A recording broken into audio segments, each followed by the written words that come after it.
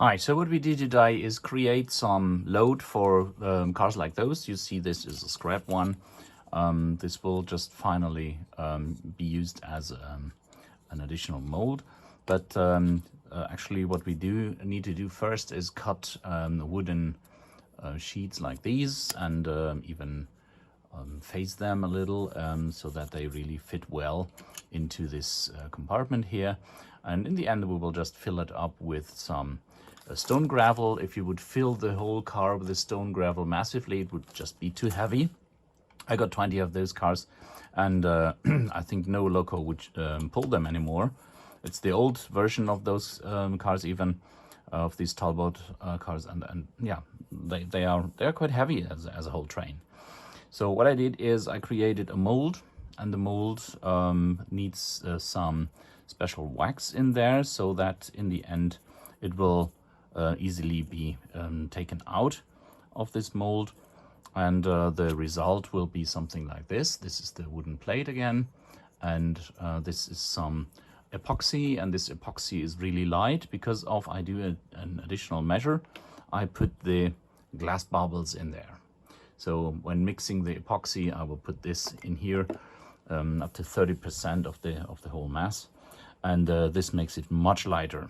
Those were the initial ones. It's about 5 grams, and this is about 3 grams using the method with the glass bubbles. The glass bubbles bring air into the epoxy because they are hollow, and they also make it very stable. So it's lighter and it's more stable, and yeah, it even looks better.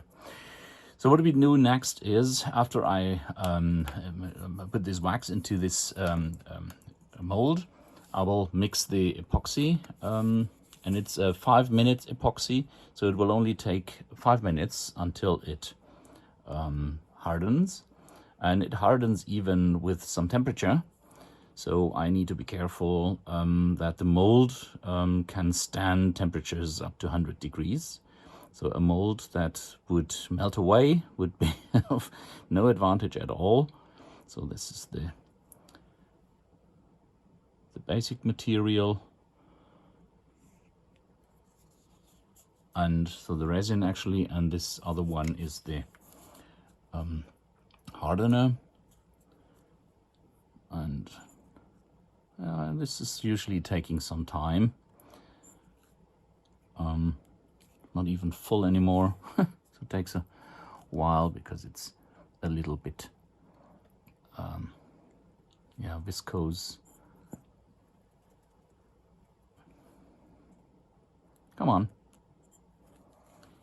get along, get it all out. Now I think it works, and it's 50-50 a mix. It's not so difficult to weigh this precisely, or so just put the same amount of hardener and resin together. And as you see, yes, this takes some time.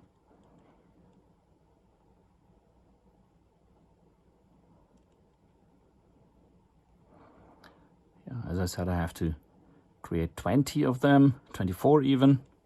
This is quite a number. Having a mold with only one nest means it takes longer.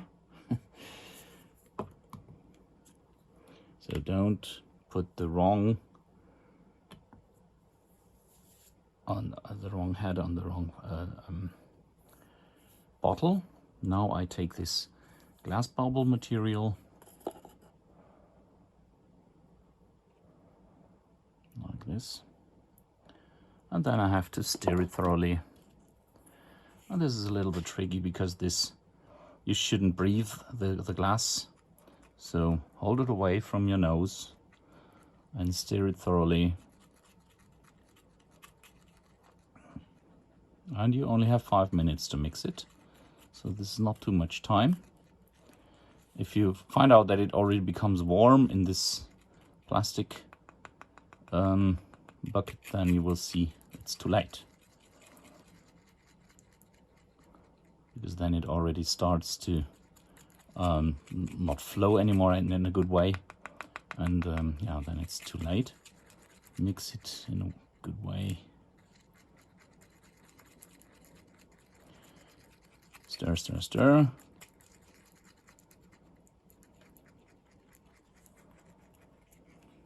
And now I can feel it's becoming a little warm already. So it's time to fill it over into the mold, and hopefully it's well stirred already. So I will continue stirring while it fills. And you see it becomes a little bit yeah, tough already. Not too much time anymore left. On the other hand, you can do several of those in a day. That's the good part of it. If you would need to wait for 8 hours, that would be a mess. So, come on, go out.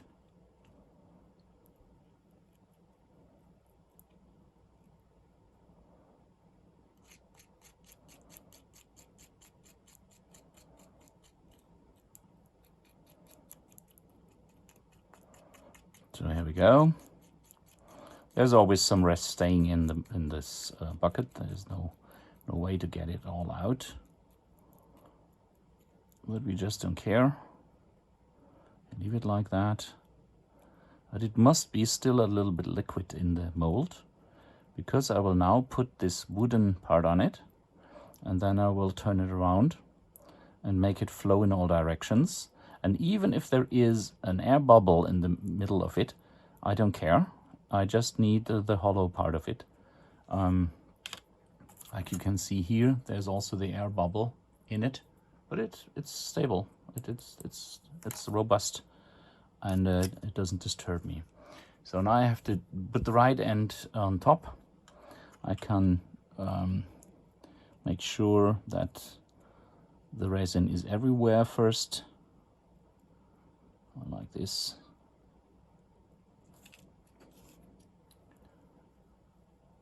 And then put the lid on it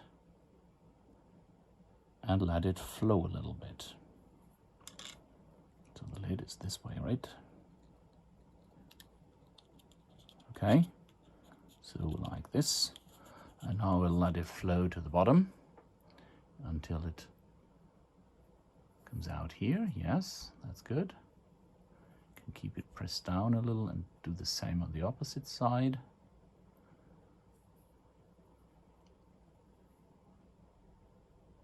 Yeah, now it comes out here as well. And I can do so even on all directions. Let it flow in all directions. And I will feel on the wood, I will feel when it turns warm. And this happens very slowly right now already.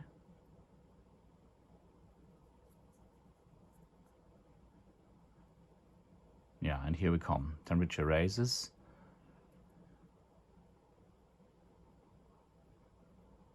And that could be a good result. So, okay, it now is no longer very liquid. And I just use it this way and let it harden out. In the end, when I'm done, I will use all those things. I have to, of course,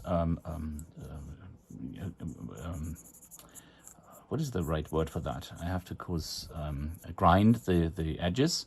And these edges I have to grind with sandpaper, or grinding paper, because if you do this with a file, you will ruin the file.